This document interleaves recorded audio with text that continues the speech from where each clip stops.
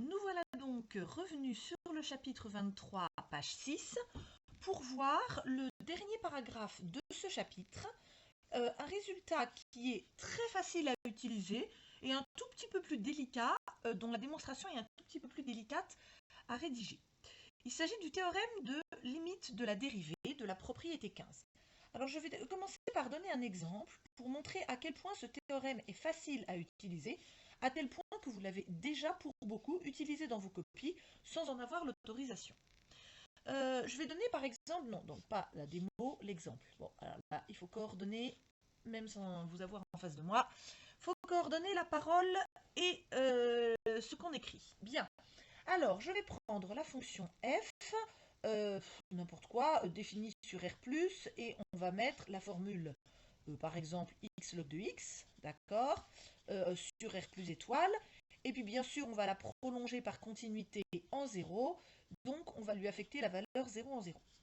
On ne va pas raconter notre vie, elle est continue sur R+, bien évidemment, hein, je vous dis, je ne vais pas le rédiger, et bien sûr, elle n'est dérivable, a priori, enfin voilà, que sur R plus étoile. À première vue, elle n'est dérivable que sur R plus étoile, par sa formule, hein, par produit de fonction dérivable sur R plus étoile.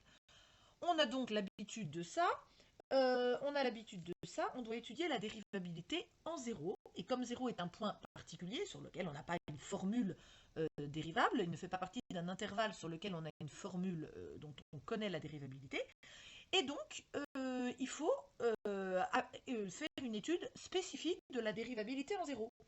Nous, on connaît une première méthode qui est tout simplement de revenir à la définition du nombre dérivé et d'étudier la limite du taux d'accroissement. Le taux d'accroissement au voisinage de 0, en l'occurrence c'est à droite de 0, c'est ce quotient-là, qui évidemment comme f de 0 vaut 0, ça fait x log de x sur x, ça fait log de x, et évidemment quand x tend vers 0, par valeur supérieure, ça tend vers moins l'infini. On en déduit très simplement que f n'est pas dérivable en 0, et que en 0, le graphe de f admet une demi-tangente verticale.